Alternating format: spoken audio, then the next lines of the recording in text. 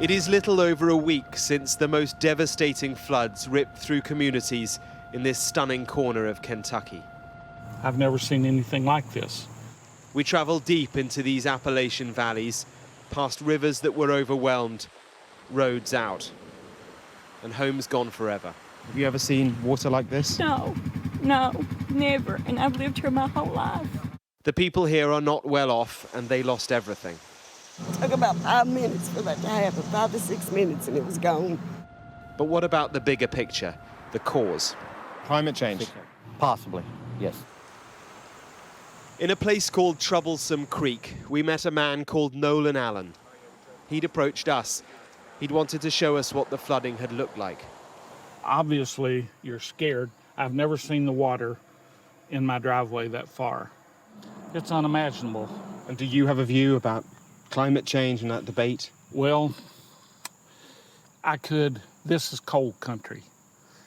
The people, most of my family, my friends, people I know, went to school with, their livelihoods were coal-based, pretty much. And we can't immediately go to any other form of energy. We don't have the capability.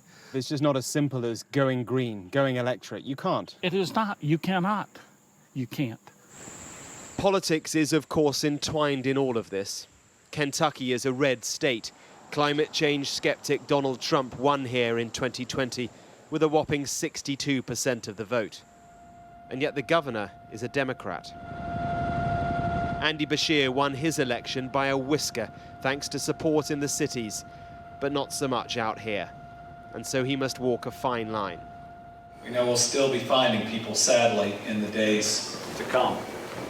He knows how divisive the climate change issue is. 3 full days after the floods, he hadn't mentioned it until we asked him. Listen, I believe in climate change. I believe it causes more devastating weather, but my job right now is to get families back together, get a roof over their head, and make sure they have enough to eat. They just want to find their relatives, and they don't want their experience to be co-opted in a larger debate.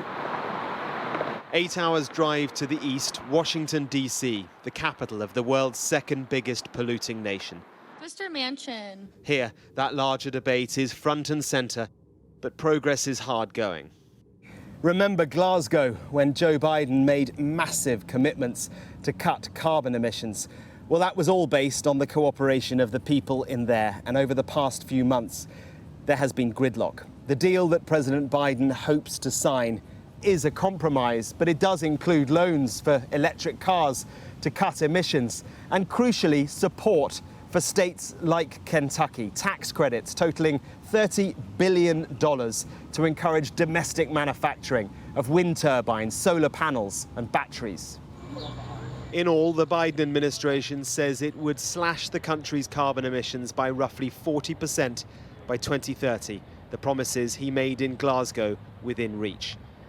That's all very well, but it's too late for the people of Troublesome Creek, whose experiences now seem to be the new normal. Mark Stone, Sky News.